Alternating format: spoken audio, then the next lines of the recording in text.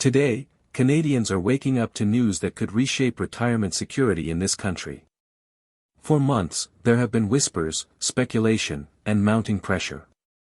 And now, in what is being called one of the most significant policy shifts in decades, the Canada Revenue Agency has confirmed a special combined payment for seniors, an unprecedented boost that could reach as high as $4,500 per person under the Canada Pension Plan and Old Age Security System.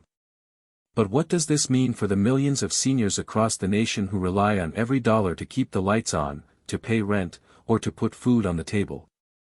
And how did we arrive at this moment, after years of frustration, public outcry, and political promises that often felt hollow? To understand the gravity of this announcement, we have to step back. For years, Canadian seniors have been at the center of a silent crisis. While official statistics painted a picture of stability, the reality on the ground was stark. According to advocacy groups, nearly 1 in 4 seniors reported skipping meals to stretch their monthly CPP and OAS payments. Rising grocery prices, skyrocketing rent, and the cost of basic medicine left many choosing between heat and food in the dead of winter. Take the case of Margaret, a 74-year-old widow in Hamilton. She receives roughly $1,800 a month through her combined pensions. After paying $1,200 in rent, $300 for utilities, and $200 for basic prescriptions, she is left with barely $100 for groceries and transportation. Margaret describes her life as a series of small sacrifices, a jug of milk instead of fresh fruit, a sweater instead of turning up the heat. For her, even a one-time $4,500 payment could mean 3 months of breathing room. It was stories like Margaret's, echoed in towns and cities across Canada, that began to mount pressure on Ottawa. Petitions circulated. Senior advocacy organizations flooded MPs with letters. Provincial governments quietly lobbied the federal cabinet, warning that without relief, provinces would face rising demand for emergency support programs. In Ottawa, the debate was fierce. Some within the government argued that such a payment was fiscally reckless at a time when the federal deficit was already ballooning. Others insisted that seniors had borne the brunt of inflation more than any other group, and failing to act would be a betrayal of those who built the country's prosperity. Behind closed doors, a compromise was hammered out. And then came the turning point. According to documents quietly released last week, the Canada Revenue Agency was instructed to prepare systems capable of delivering what is now being described as a one-time senior relief transfer. The amount? Up to $4,500 for those who meet eligibility requirements, an unprecedented infusion of support meant to stabilize households most at risk. So who qualifies? While the CRA has yet to publish a final list, insiders suggest the payment will be tiered. Seniors receiving full CPP and OAS benefits, with taxable income under approximately $90,000 annually, may receive the maximum payout. Those with higher incomes could see a reduced amount or be phased out entirely. Officials say the decision was made to ensure relief is targeted toward those most in need rather than millionaires drawing pensions. The payments are expected to roll out in 2 waves, with the first scheduled for late October, and the second before mid-December. Seniors who file taxes on time and are already enrolled in CPP and OAS are said to be automatically eligible. No new application is required, though CRA has advised citizens to double-check their MyService Canada accounts to ensure banking information is up to date.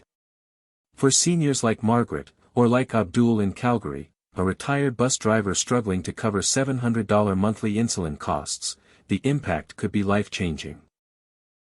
Abdul says he sometimes stretches his medication longer than prescribed, a dangerous gamble that this payment could help him avoid. It's not about luxury, he explains. It's about dignity. It's about being able to live without fear. But not everyone is applauding. Critics warn that a one-time transfer may only paper over a much deeper problem. Economists argue that inflation will continue to erode purchasing power unless CPP and OAS are indexed more aggressively. Others question whether a lump sum payment risks being spent quickly, leaving seniors back in the same position within months.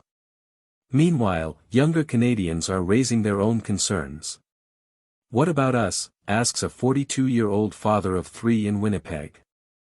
We're paying higher taxes, higher mortgages, and higher daycare costs. If the government has billions to spend, why is all of it going to seniors? It's a question that reveals a growing generational tension in Canadian politics, how to balance the needs of those who built the country with those trying to build a future within it. Still, supporters counter that seniors deserve this moment of relief. After decades of contributions, after building the railways, schools, and businesses that define Canada, many now feel abandoned. This payment, they argue, is not a gift, but a recognition of past sacrifice and present need. And then, there's the political dimension. Prime Minister Mark Carney has remained measured in his comments, calling the payment an essential step to protect Canadians most vulnerable to inflationary shocks. But behind that carefully chosen language lies a clear recognition: seniors represent one of the largest and most active voting blocs in the country. With a federal election looming in less than 18 months, every announcement carries weight far beyond the balance sheets. So today, Canadians are left with both hope and uncertainty. The CRA has confirmed the plan. Payment schedules are being finalized. But questions remain. Will the relief be enough? Will it arrive on time? And is this the beginning of a new era of support for seniors, or merely a temporary lifeline before the next storm? For Margaret, Abdul, and millions of others, those questions are secondary. What matters is that after years of waiting, Ottawa has finally listened. A check of $4,500, or even half that, could mean groceries stocked for winter, bills paid without panic, and medicine purchased without hesitation. It could mean dignity restored. And perhaps, it could mean something more, a reminder that in the heart of a modern, uncertain Canada, no one who worked a lifetime should be left behind. But beyond the immediate relief, this announcement raises a bigger question: is this a one-time measure, or the first sign of a deeper reform? For decades, debates over the sustainability of Canada's pension system have simmered beneath the surface. Experts have long warned that as the population ages, nearly 1 in 4 Canadians will be over 65 within the next decade. The balance between contributors and recipients becomes more fragile. The $4,500 payment is historic, but some economists argue it could be the spark that ignites a national conversation about how we treat aging in Canada. Will this lead to higher base benefits in CPP and OAS? Will it trigger a reimagining of retirement security that goes beyond short-term relief? Or will it remain a one-time gesture, quickly forgotten as the next political storm takes hold? Think of the ripple effect. Seniors receiving this payment will spend it almost immediately, not on luxury vacations or big-ticket items, but on local economies, groceries from neighborhood stores, rent to landlords, prescriptions from pharmacies, maybe even a small gift for grandchildren. Economists estimate that every dollar spent by seniors generates between $1.50 and $1.80 in wider economic activity. In other words, this payment doesn't just help seniors, it could pump billions into communities across Canada, from Vancouver's crowded markets to small-town diners in Atlantic Canada. Yet, critics remain cautious. Some warn that injecting billions in one shot could add fuel to inflation, the very problem Ottawa is trying to ease. Others argue that a more sustainable solution would be to permanently increase OAS or expand the guaranteed income supplement for low-income seniors. Why, they ask, provide a lump sum when seniors need stability month after month, year after year? The story is still unfolding. But tonight, it feels historic. Seniors are watching their accounts, families are talking across kitchen tables, and the nation waits to see if this promise will deliver more than just dollars, if it will deliver peace of mind. Because in the end, this isn't about numbers. It's about people.